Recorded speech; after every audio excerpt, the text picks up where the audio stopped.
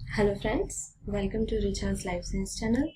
मैं हूं आपकी एडुकेटर रिचा और आज हम पढ़ेंगे डीएनए रेप्लिकेशन के बारे में। डीएनए रेप्लिकेशन को समझने से पहले हम एक टर्म देख लेते हैं, सेंट्रल डोग्मा। ये टर्म क्रिक ने दिया था। सेंट्रल डोग्मा में 3 प्रोसीजर इन्वॉल्व होती हैं। क्रिक ने ये बताया था कि कैसे इन प्रोसीजर के थ्रू डीएनए से इंफॉर्मेशन का फ्लो होता है, मतलब कैसे डीएनए से जो इंस्ट्रक्शंस हैं वो एक फंक्शनल प्रोडक्ट में बदल जाते हैं, यानी कि डीएनए से आरएनए का बनना और आरएनए से प्रोटीन का बनना। ये 3 प्रोसीजर होती है। रेप्लिकेशन यानी डीएनए खुद अपनी रेप्लिका बनाता है, और दूसरी होती है ट्रांसक्रिप्शन यानी कि डीएनए से आरएनए का बनना, और तीसरी होती है ट्रांसलेशन यानी कि आरएनए से प्रोटीन का बनना।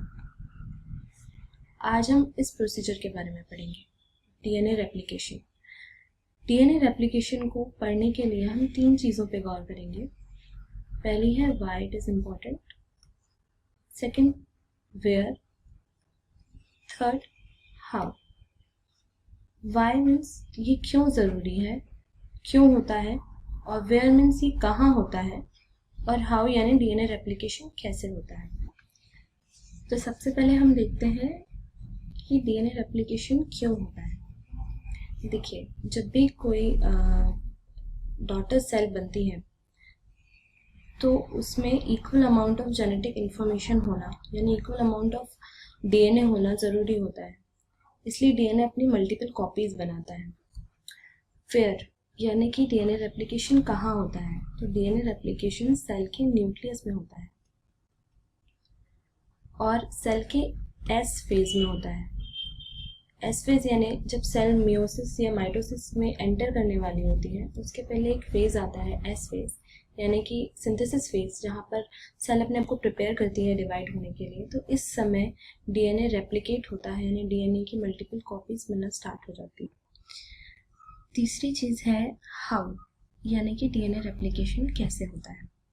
तो आइए देखते हैं कि डीएनए रेप्लिकेशन होता कैसे है।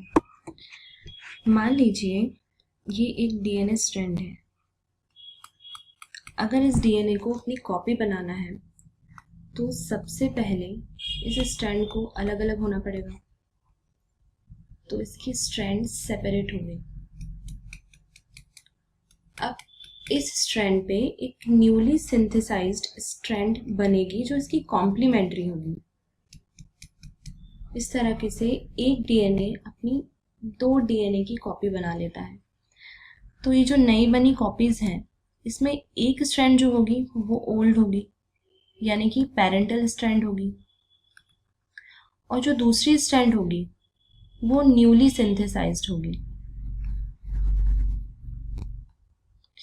तो इस तरीके से डीएनए का जो रेप्लिकेशन हो रहा है उसे हम कहते हैं semi conservative mode of replication. Semi conservative इसलिए क्योंकि आप देख रहे हैं यहाँ पे एक पेरेंटल स्ट्रैंड है और एक यहाँ पे न्यूली सिंथेसाइज्ड स्ट्रैंड है, तो इसलिए इस तरीके के रेप्लिकेशन को सेमी कंजर्वेटिव रेप्लिकेशन कहा जाता है। डीएनए रेप्लिकेशन को हम 3 आसान सी स्टेप्स में सीखेंगे। पहली स्टेप है इनिशिएशन, दूसरी है एलोंगेशन, तीसरी है टर्मिनेशन। यानी कि डीएनए रेप्लिकेशन इनिशिएट कैसे होता है, कैसे डीएनए पॉलीमराइज होता है, और कैसे रेप्लिकेशन स्टॉप होता है। चाहे यूकैरियोटिक सेल हो या प्रोकैरियोटिक सेल हो, जब भी डीएनए रेप्लिकेशन इनिशिएट होता है तो उसके लिए एक स्पेसिफिक साइट होती है जिसे हम ORIC यानी कि ओरिजिन ऑफ रेप्लिकेशन कहते हैं। ये वो साइट होती है जहाँ से रेप्लिकेशन होना स्टार्ट होता है। अगर हम E. coli की बात करें तो E. coli में कुछ 80 रिच सीक्वेंसेस होते हैं। 80 रिच सीक्वेंसेस मतलब एडेनिन और थायमिन के जो बेस पेयरिंग के सीक्वेंसेस हैं वो जहाँ बहुत ज़्यादा मिलते हैं वहाँ पे उसकी ORI पाई जाती है। मान लीजिए ये E. coli का DNA है, अगर यहाँ पे बहुत सारे 80 रिच सीक्वेंस होंगे तो वहाँ पे उसकी ओरिजिन ऑफ रेप्लिकेशन की साइट होगी।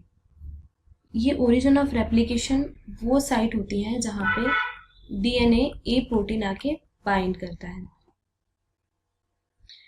देखिए, अगर हम बात करें कि 80 रिच सीक्वेंस ही क्यों, 80 रिच सीक्वेंस पे ही आके क्यों डीएनए प्रोटीन बाइंड करता है, तो देखिए, मैंने आपको पुराने लेसन में बताया था कि AT और GC ये जो आपस में पेयर करते हैं तो AT के बीच में डबल हाइड्रोजन बॉन्ड और GC के बीच में ट्रिपल हाइड्रोजन बॉन्ड होते हैं। तो इन बॉन्ड्स को ब्रेक करना इजी होता है कंपैरेटिवली इन बॉन्ड्स को ब्रेक करने के। इस डायग्राम में आप देख रहे हैं कि ये ई कोलाई के ओरिजिन ऑफ रेप्लिकेशन के सीक्वेंस को बताया गया है। यहाँ पे दो सीक्वेंस होते हैं, एक 13 बेस पे रिपीट्स और एक 9 बेस पे रिपीट्स। ये जो 9 बेस पे रिपीट्स सीक्वेंस होते हैं, यहीं पे आके डीएनए ए प्रोटीन बाइंड करता है। ये जो डीएनए ए प्रोटीन है, ये क्या करता है, जब ORI पे बाइंड होता है तो उसके बीच के हाइड्रोजन बॉन्ड को मेल्ट कर देता है और स्ट्रैंड को सेपरेट कर देता है। ये जो आपको स्ट्रक्चर दिखाई दे रहा है, इसे हम रेप्लिकेशन बबल कहते हैं।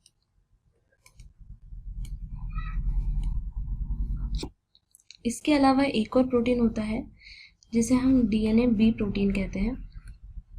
ये एक हेलिकेज होता है, यानी ये फर्दर जो हाइड्रोजन बॉन्ड है स्ट्रैंड में उसे ये ब्रेक करता जाता है। आइए इसे डिटेल में देखते हैं। देखिए, मान लीजिए ये डीएनए की स्ट्रैंड है। ई कोलाई के डीएनए में 80 रिच सीक्वेंस पे आके डीएनए प्रोटीन बाइंड करेगा और डीएनए को खोल देगा। ये जो आपको हाइड्रोजन बॉन्ड ब्रेक होते हुए दिख रहे हैं, इस स्ट्रक्चर को हमने रेप्लिकेशन बबल नाम दिया था। अब देखिए, ये जो दो सेपरेट हो गए हैं स्ट्रैंड, ये वापस से पेयर करने का देखते हैं। तो इसकी पेयरिंग को बचाने के लिए यहाँ पे एक और प्रोटीन आके बाइंड करता है जिसे SSB प्रोटीन कहते हैं, यानी कि सिंगल स्ट्रैंडेड बाइंडिंग प्रोटीन।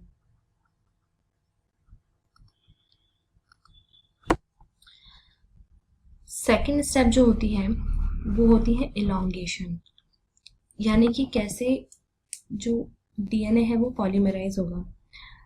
तो देखिए, इलॉन्गेशन में क्या होता है, मान लीजिए ये जो स्ट्रैंड सेपरेट हुई थी तो उसमें से एक जो स्ट्रैंड रहेगी वो रहेगी 5 प्राइम टू 3 प्राइम डायरेक्शन, तो दूसरी रहेगी 3 प्राइम टू 5 प्राइम डायरेक्शन। अब इलॉन्गेशन के लिए एक बहुत ही इम्पॉर्टेंट एंजाइम होता है जिसे हम कहते हैं पॉलीमरेज। चूँकि ये डीएनए को पॉलीमराइज कर रहा है, इसलिए हम इसे डीएनए डिपेंडेंट डीएनए पॉलीमरेज कहते हैं। जो डीएनए पॉलीमरेज होता है उसकी कुछ कंडीशंस होती हैं। डीएनए पॉलीमरेज किसी भी स्ट्रैंड को 3 प्राइम टू 5 प्राइम डायरेक्शन में रीड करता है, लेकिन हमेशा जो न्यूली सिंथेसाइज डीएनए है वो 5 प्राइम टू 3 प्राइम डायरेक्शन में ही पॉलीमराइज करता है। डीएनए पॉलीमरेज को न्यूक्लियोटाइड ऐड करने के लिए कुछ प्राइमर की ज़रूरत होती है। ऐसा नहीं है कि डीएनए पॉलीमरेज आके यहाँ पे बाइंड कर जाएगा और इस स्ट्रैंड की कॉम्प्लीमेंट्री स्ट्रैंड बनाने लगेगा। उससे पहले से कुछ प्राइमर चाहिए रहता है न्यूक्लियोटाइड ऐड करने के लिए, तो उसका काम करता है primase enzyme. Primase enzyme RNA primer 3 prime and पर ऐड करता है किसी भी टेम्पलेट के। 3 प्राइम एंड मतलब कि जो फ्री 3OH होता है उस पर आके ही अपने आरएनए न्यूक्लियोटाइड ऐड कर देता है, जैसे कि यूरेसिल, एडेनिन, साइटोसिन। अब इस प्राइमर पर आके डीएनए पॉलीमरेज 3 बाइंड करता है और डीएनए का पॉलीमराइजेशन स्टार्ट कर देता है। चूंकि 5 प्राइम टू 3 प्राइम रन करने वाली टेम्पलेट पे डीएनए पॉलीमरेज स्मूथली चलता है, इसलिए ये जो सिंथेसिस है ये कंटिन्यूस होता है। और जो 3 प्राइम टू 5 प्राइम डायरेक्शन में रन करने वाली टेम्पलेट होती है, इस पर डीएनए पॉलीमरेज कंटिन्यूस सिंथेसिस नहीं कर पाता। चूंकि प्राइमर जो है वो 3OH पर अपना प्राइमर ऐड करते हैं, आरएनए प्राइमर ऐड करते हैं, तो जो प्राइमेज एंजाइम यहाँ पे आके प्राइमर ऐड करेगा तो डीएनए पॉलीमरेज यहाँ से अपने न्यूक्लियोटाइड ऐड करते चले जाएगा। तो फिर से प्राइमेज आके यहाँ होगा और यहाँ से फिर अपने डीएनए पॉलीमरेज जो है वो अपने न्यूक्लियोटाइड ऐड करता चला जाएगा। तो ये जो नई स्ट्रैंड जो बनेगी उसका सिंथेसिस डिसकंटिन्यूस होगा, यानी कि छोटे छोटे फ्रेगमेंट्स में होगा, जिन्हें हम कहते हैं ओकाजाकी फ्रेगमेंट।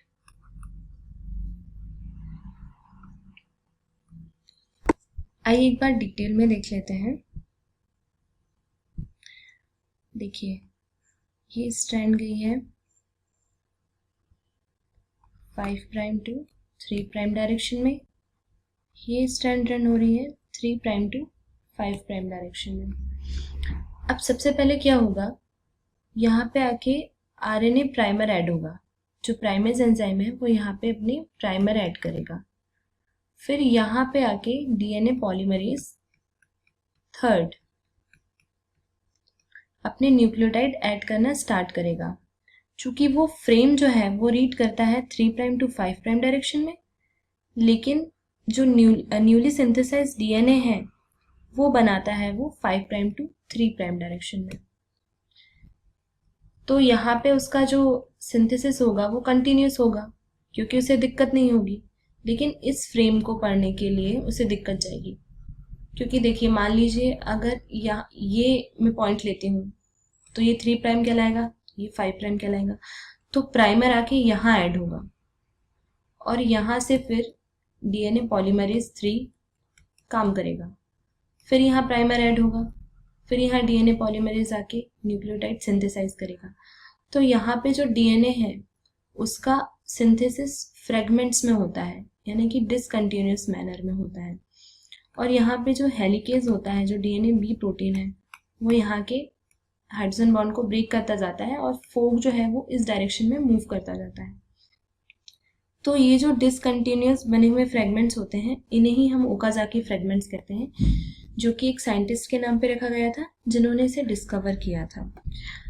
अब जो यहाँ पे प्राइमर ऐड हुआ है, क्योंकि वो आरएनए प्राइमर्स हैं, यहाँ पे आरएनए के न्यूक्लियोटाइड आके ऐड हुए हैं, तो डीएनए में जैसे कि यूरेसिल डीएनए में नहीं होता, तो उसे हटाने का काम करता है डीएनए पॉलीमरेज 1।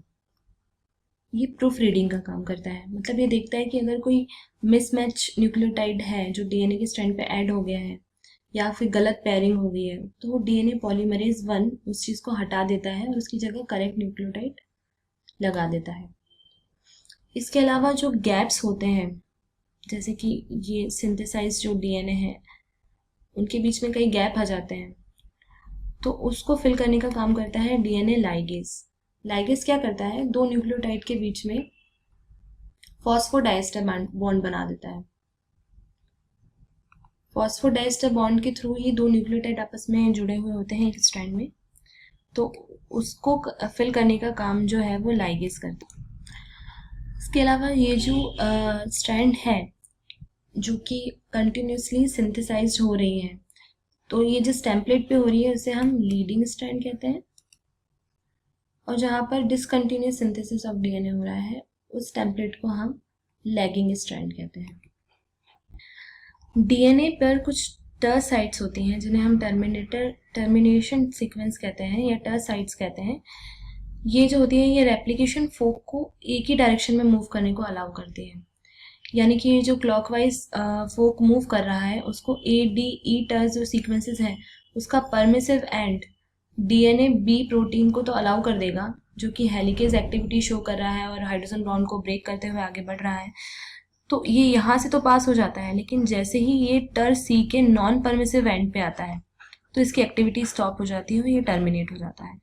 इसी तरीके से अगर एंटी क्लॉकवाइज फोक जो है ये मूव कर रहा है तो ये F, B और C सीक्वेंस से तो आगे बढ़ जाता है क्योंकि ये इसके परमिसिव एंड से इंटरेक्ट होता है, लेकिन जैसे ही ये A के नॉन परमिसिव एंड से इंटरेक्ट होता है तो ये टर्मिनेट हो जाता है।